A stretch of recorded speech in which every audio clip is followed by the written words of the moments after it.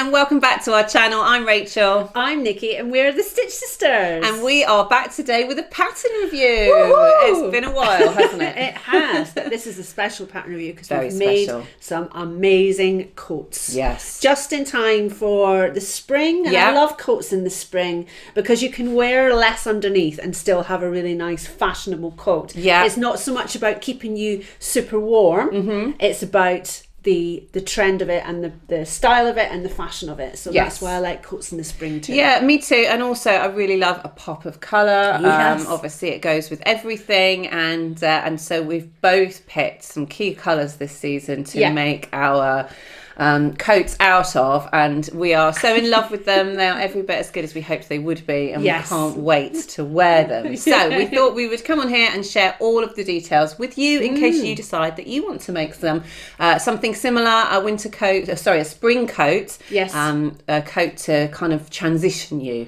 from winter into spring, but one that can still be worn all the way through the spring. I want to say I like your earrings before we go further. Thank you very much. I like yours too. Thank you. Yes. We got them from a lovely lady who sent us them because she loved how colourful we were. So we got some colourful earrings, and her name is Unique Ella. Yes. And she's a very small business in the UK. So we'll link underneath, but go and check her out because she does some beautiful earrings. Yes, it's a cooperative of Finnish designers, isn't it? Yes. So there's hers, and then there's a few other designers as well. But the thing we love about them is they're so light. So you get all that lovely drama from your danglers. Yes. But it feels like you're not wearing anything. Yeah, but also when you shake your head, they're not going to take your teeth out if you actually accidentally, especially with those. Should we test it? Yeah, I've done that. No, with teeth are fine. With jet black earrings, you know what? And the jets are really quite heavy, and I've done that and actually clipped the front of my tooth. So I'm always a bit like, we got to be careful. Yeah, definitely. None of that with these. No. So, do you want to start? Tell us about your lovely cobalt blue coat. Yes. So we got some lovely fabrics from Minerva. So they very kindly sent us some fabrics for both of our coats, and I got some pure wool in a cobalt blue, and I absolutely love the fabric. I love the colour of it. I love how spongy it is, but it does take a press. It does take, you have to take your time with anything that's wool because it is so worth taking that extra time to press it properly. So just before we go any further, that's what we're saying. It does take a press, it does take some time, but it's worth it in the end. Yeah, and a press cloth is important. A press cloth, yes, and a clapper. We love a clapper for any coat making or tailoring, a clapper or a point presser that doubles up as a clapper. What we mean, hold on, I've got mine here. What we mean is these, okay? So this is a point presser. This one has a point. Yes. The bottom part of it is a clapper. So you can just get clappers. Nikki's got one which is just the wooden bit. But there's something about the way that the weight of the wood and even the grain of the wood collaborates with the steam and gives you really, really sharp press. So you basically hold your steamy iron on and then hold down with your I think it's something to do with the fact that as the fabric is cooling, so you've removed the heat, so it's still got the heat in there, but you're trapping it and you're pressing it down still as it's cooling, and I think that's what makes it work. So it's really good for flattening your seams, for making sure your collars are nice and pointy and all of that kind of stuff.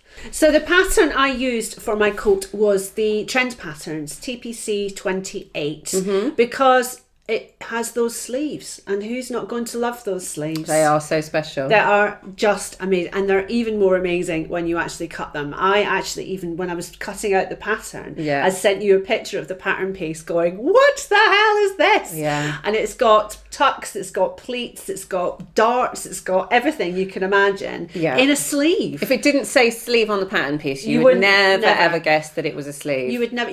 There's not even a part of it before you cut it that looks like the arm size, that looks like the top of the arm. It doesn't even, you can't even understand it that way because there's so many pleats and tucks and things that kind of, once you put them in, you get the curve of the arm.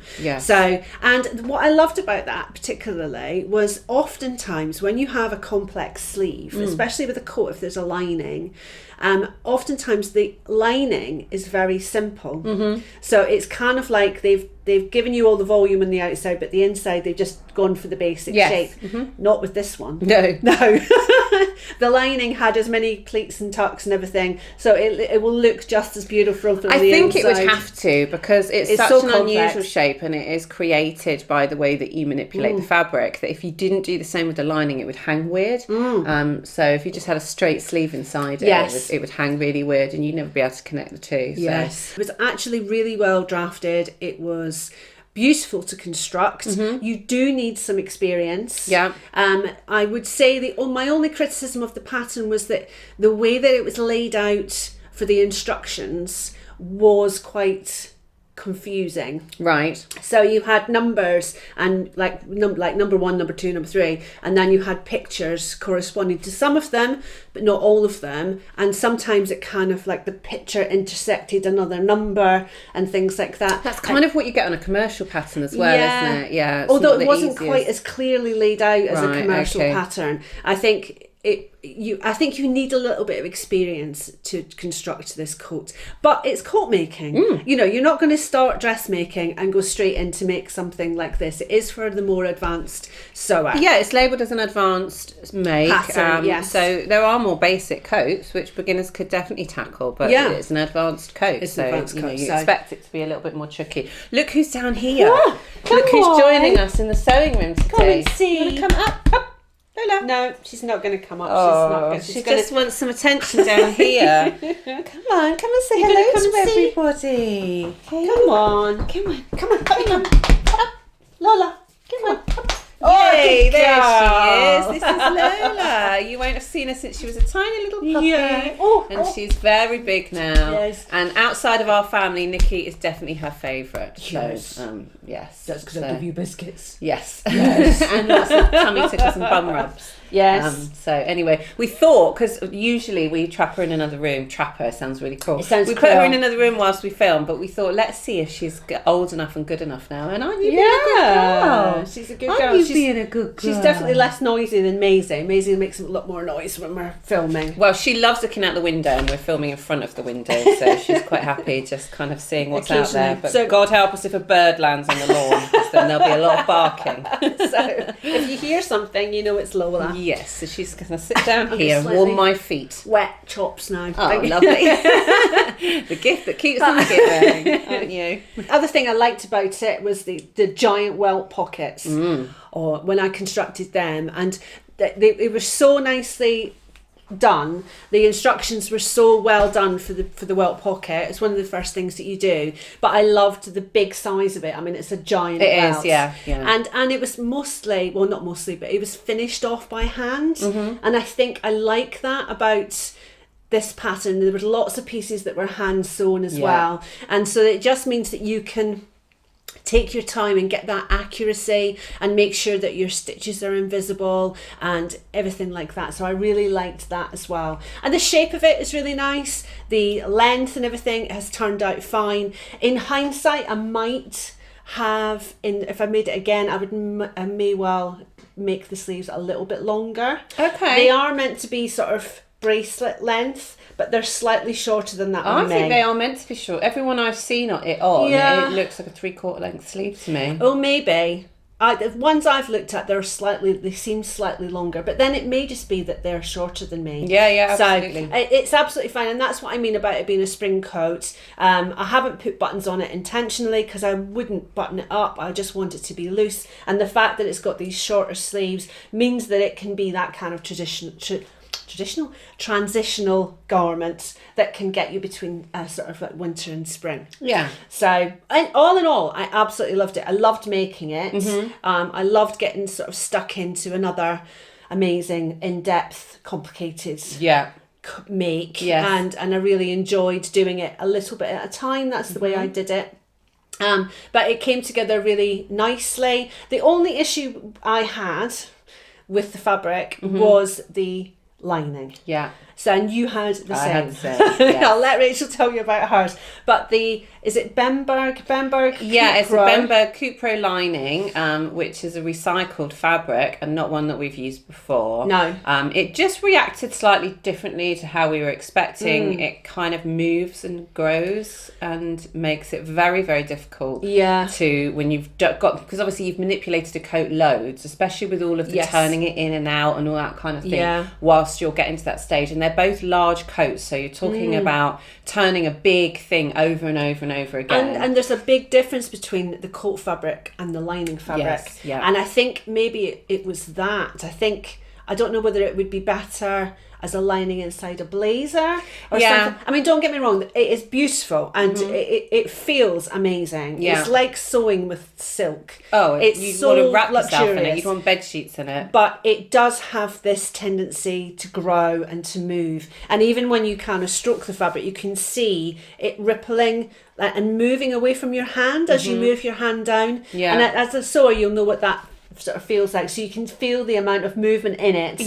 So it was just a little bit frustrating because when it comes to actually doing the hemming at the end, both on the sleeve and on the bottom of the coat, over the time of, well, for mine, I trimmed my lining maybe 4 or 5 times before I actually hemmed it, and it just kept growing and growing. So I would trim it and then I'd put it back on and it was peeking out the bottom again. So I'd trim it again and I'd put it back on, and that happened 4 or 5 times. And I think it's just because they're both maxi coats, they're both large coats. Yes. The lining pieces are quite long. Yes. And so I would say that lining fabric, as luxurious as it is, as lovely as it is, and as gorgeous as it looks, if you're doing a maxi coat, I would probably choose something a bit more stable. Yes. Rather than going for something that has quite so much fluidity in it. Yeah, or maybe it just needs a little bit of interfacing. Yeah, it felt a little bit like seams. sewing water.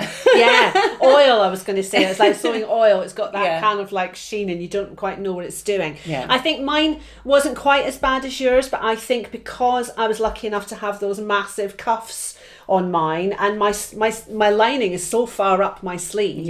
And that was a much smaller sleeve piece as well. Is yours a 2-piece sleeve? Yes, it is a 2-piece sleeve, but there is no cuff. So so the sleeve lining does go right to the end, and obviously it's supposed to be recessed and there should be a pleat. Of course, it just means that with mine, the lining does come closer to the edge of the sleeve than I would like. And also because I had to trim the sleeve lining so many times, obviously it gets wider as it goes up the sleeve. Yes. So by the end, the width of the sleeve lining, it was quite a bit wider than the sleeve itself. And even though I took it in, it's still, you can see down the sleeve. I'll show you on a video, but you can see kind of bunched up inside. It doesn't sit cleanly inside the sleeve. In the end, I just had to make my peace with it and just say, look, this is the best it's going to be with this lining.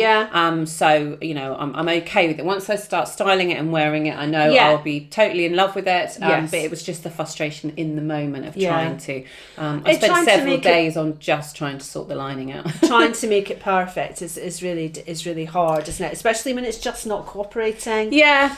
But if you're not a perfectionist, you won't have any issues. And just don't do maxi length coats with that particular lining. But it'd be great for other things. Absolutely. Yes, it would, absolutely. So what you tell us about the pattern that you chose? Okay, so I chose the Martina coat, which is from VikiSews. It's my first VikiSews pattern. I've seen her patterns loads on social media, and I think that her designs are the best that I've seen of all sewing patterns. The most fashion forward. Definitely, the most fashion forward. The cuts are really, really lovely. And I was really, really pleased to see how well written the instructions were. And how well drafted the pattern was as well. Absolutely. So I when I downloaded the instruction booklet and found that there were 48 pages of instructions, I thought to myself, wow, this is so thorough. And immediately when I started reading, because I read through it a few times before I even started with the coat, and which is always best when you're doing a more advanced make, because it's much harder to pivot if you realise you've gone down the wrong path. So it's much better to kind of have a plan in your head before you even start. So I'd read through it a couple of times, and it was actually quite overwhelming. Even as an experienced sewer, it was overwhelming just because there was so much information.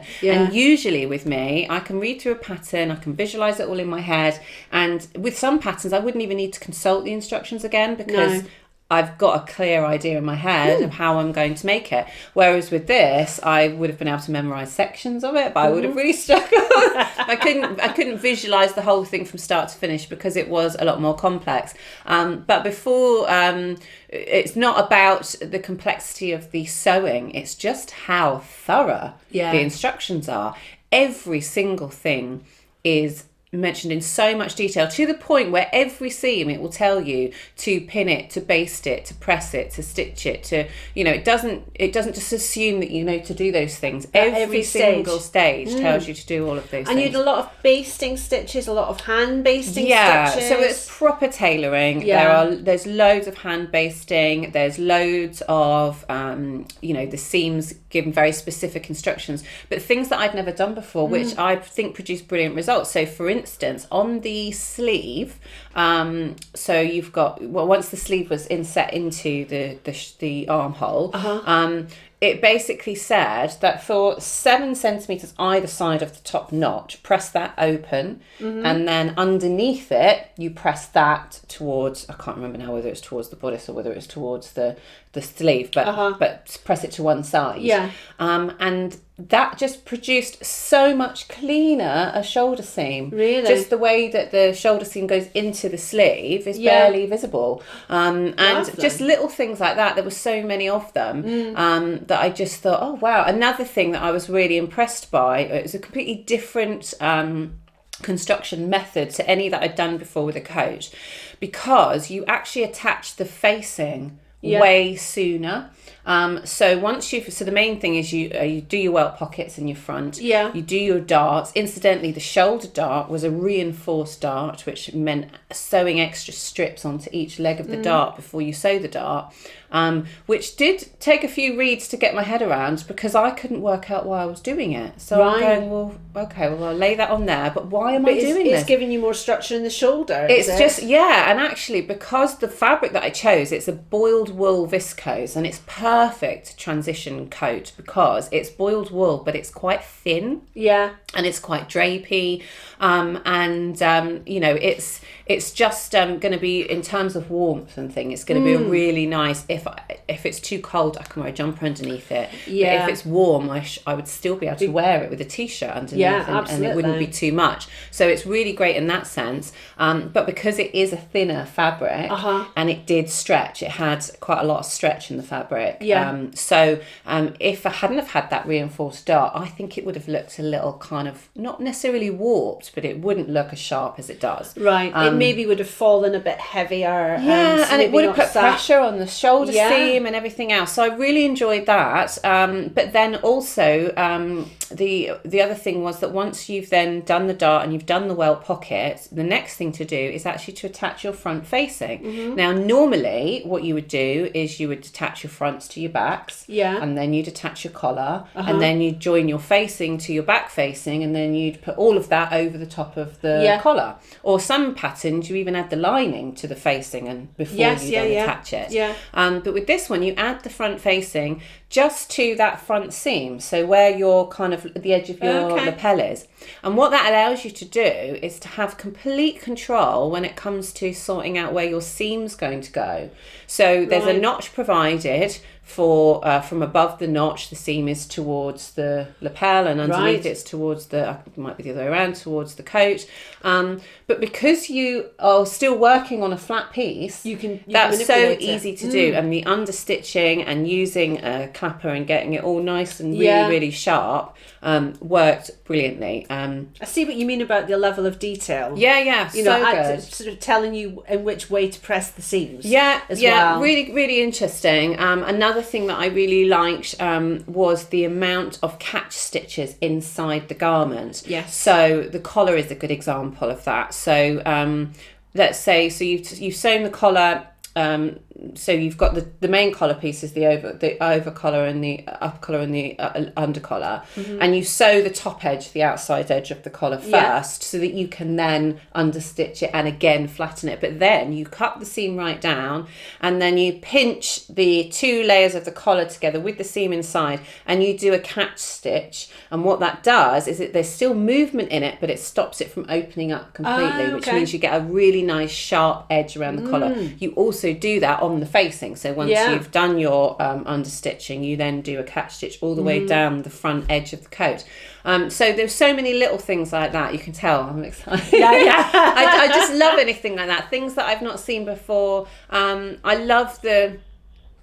one thing I've not done before, I've been too lazy to do, but I've decided on this that I was going to do everything properly because I felt like it was a real treat to have these detailed instructions and I should take full advantage of them. So you thread trace all of your markings onto your coat first.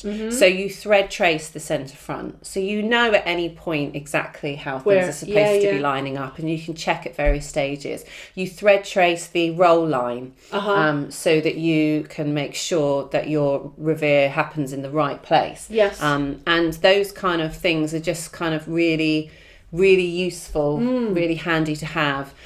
So I really enjoyed the process, and the pattern was fantastic until the final stage, until the hem. So the sleeve lining instructions were great. They were everything that you would expect them to be. The hem of the coat left a little to be desired. So basically, having had all these detailed instructions all the way through, the hem of the coat basically just said, press under the hem allowance on the outer coat, press under the lining, which should be 1 centimetre shorter, which clearly on mine it wasn't, because the lining had done all sorts of funky things. It's ever been 1 centimetre shorter.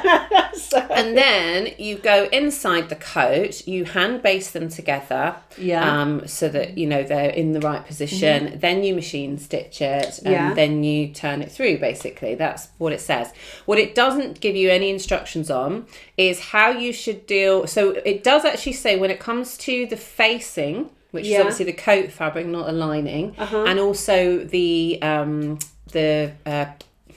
vent in the back. So you've got a revere on both of those. You've got a facing on both of those. And it says that you should roll the seam, so the seam should be angled up to stop it from pinching. But it doesn't tell you how the lining should interact with the facing or the hem in terms of how you should be stitching them.